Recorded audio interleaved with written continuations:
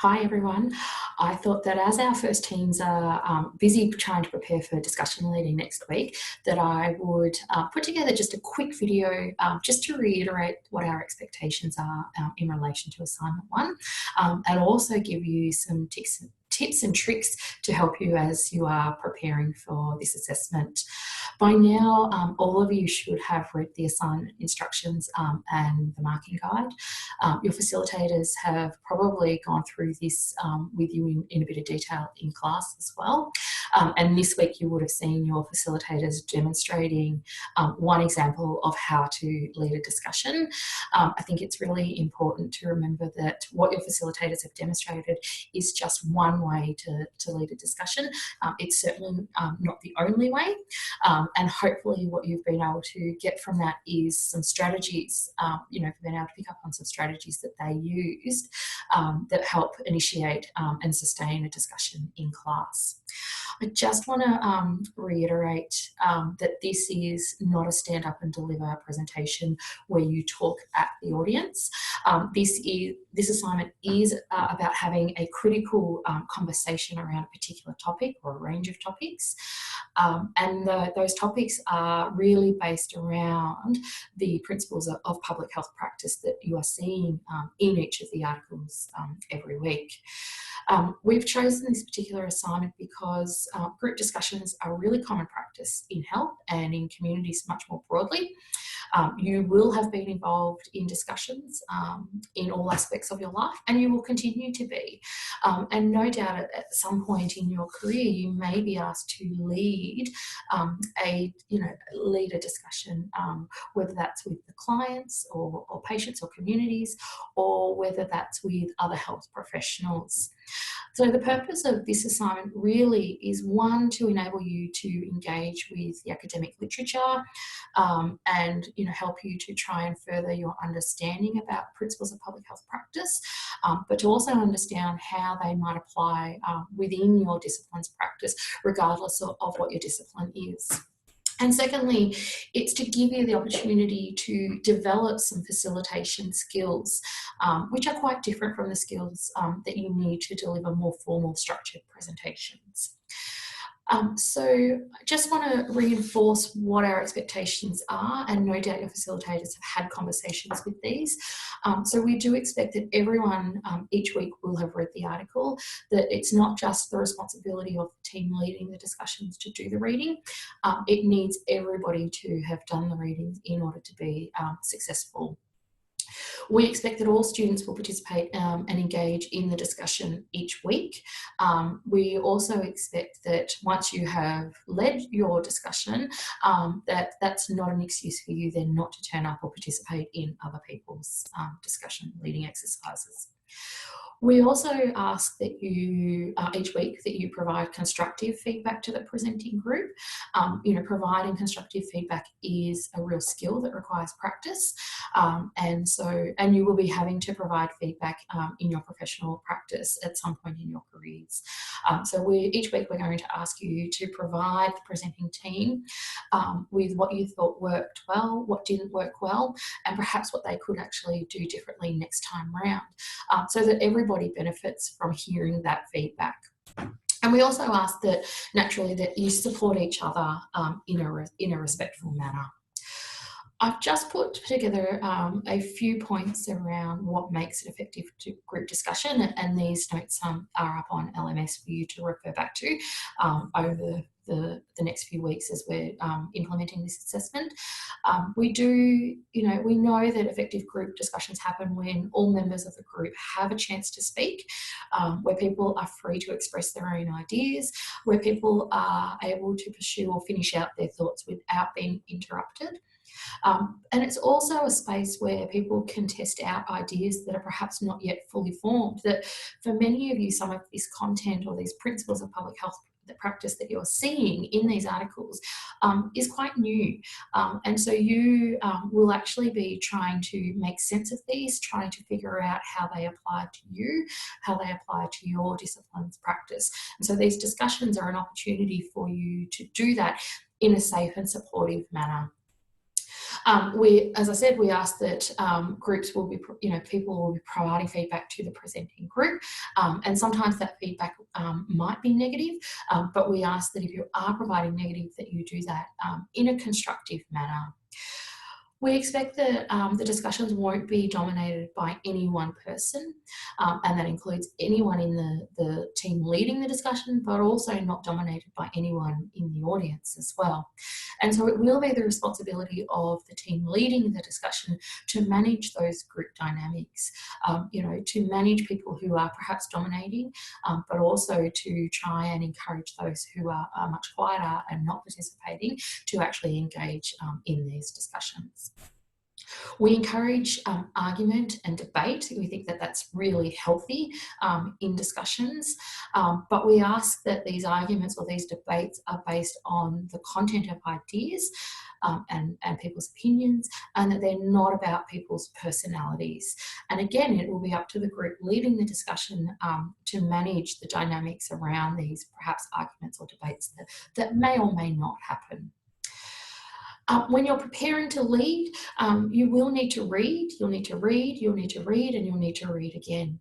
So you will need to read the article a number of times in order to be able to identify what principles are within these articles, to understand what these principles are, and to also understand how they might apply, one, to your discipline's practice, but perhaps to other disciplines as well. We also expect that you'll be reading not only the articles, but also the materials that are on LMS. There are additional resources available through the library reading list. Each week there is often additional follow-up materials. So we encourage you to look at all of that material and think about how that actually applies to what you're seeing in the articles.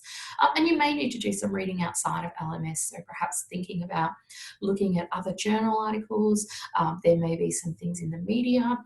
There may also be material in relevant textbooks as well that you might need to draw on to help you understand and lead these discussions. There's some tips there around, as you're reading, things like underlining what you think are important or interesting points, making notes in the margin, writing down what you think the main issues are, and for each person in the team to do that, so that when you meet up as a team, you can see what ideas you have each brought to the table, and to then think about which of those are going to be the points that you're going to try and initiate discussion around. And it may not necessarily be all of them. And then, of course, you'll need to develop the questions that are pertinent to these issues that you've identified. We suggest that each person in the team comes up with perhaps 5 or 6 questions, so that when you do meet up, you've got a variety of questions that you can draw on. And then as a team, you will only need to submit 5 or 6 of these to LMS.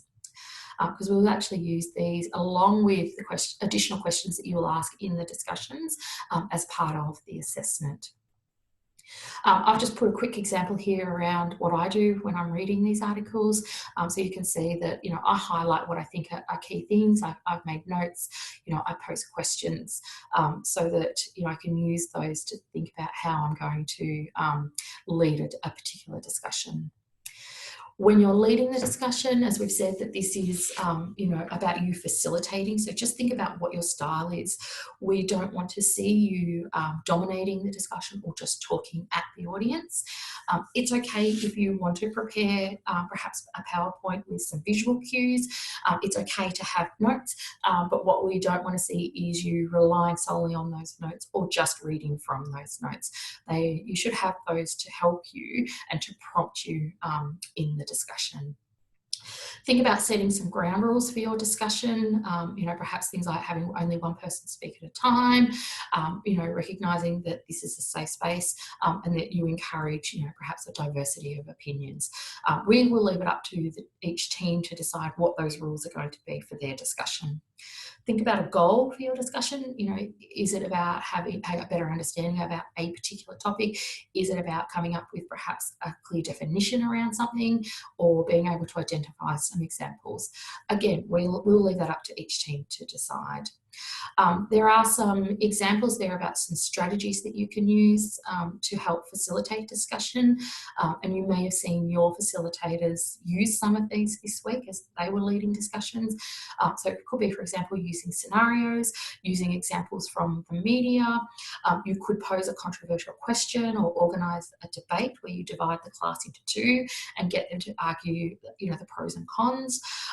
It might be that you break people into some smaller groups, get them to work on some activities, and then feeding that and then having a conversation around that with the broader class. You can use online materials, you can bring in whatever resources that you see fit and that will help you to have a conversation with the class. It's okay if you want to come up with some games or scenarios.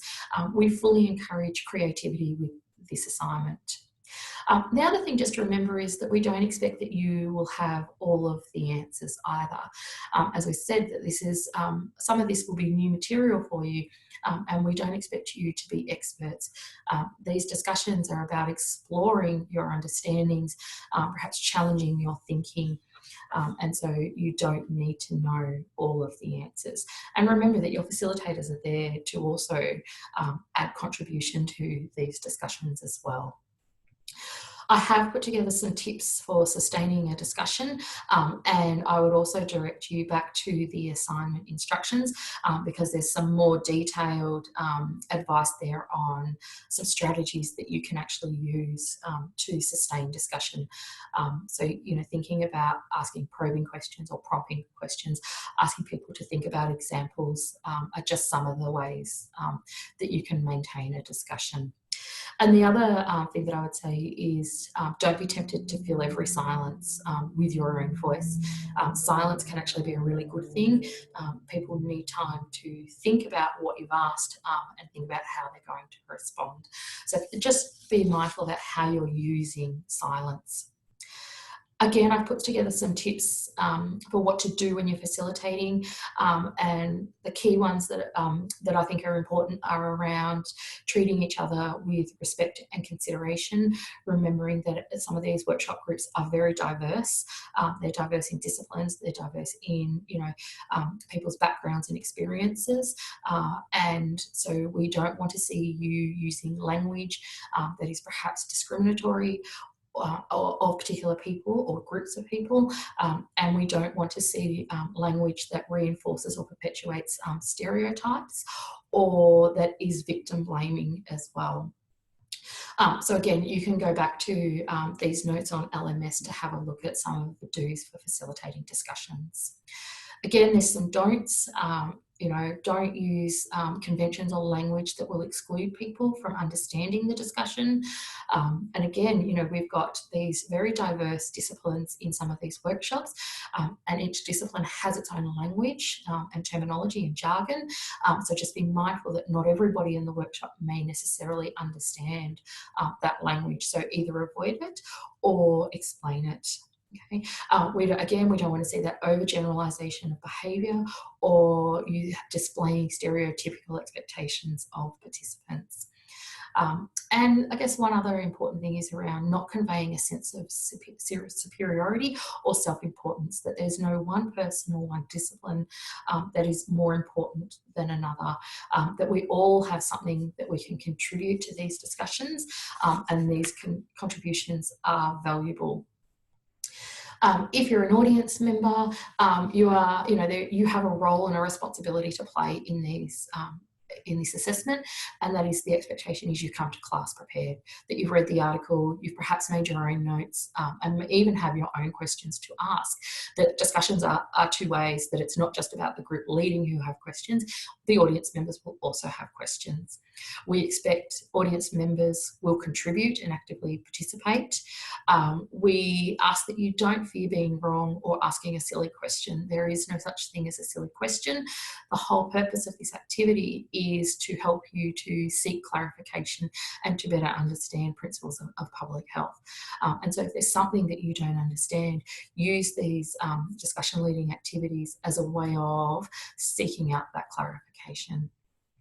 As an audience member, we expect that you will support your peers and that you will be respectful, and also that you consider the use of technology in your workshop groups as well. Finally, I ask that at this point that you go back and have a look at that marking rubrics, as that clearly sets out how you will be assessed for this assignment. Excuse me. If you've got any questions, please don't hesitate to talk to your facilitators about this. And on that note, I wish you all the very best with this assignment.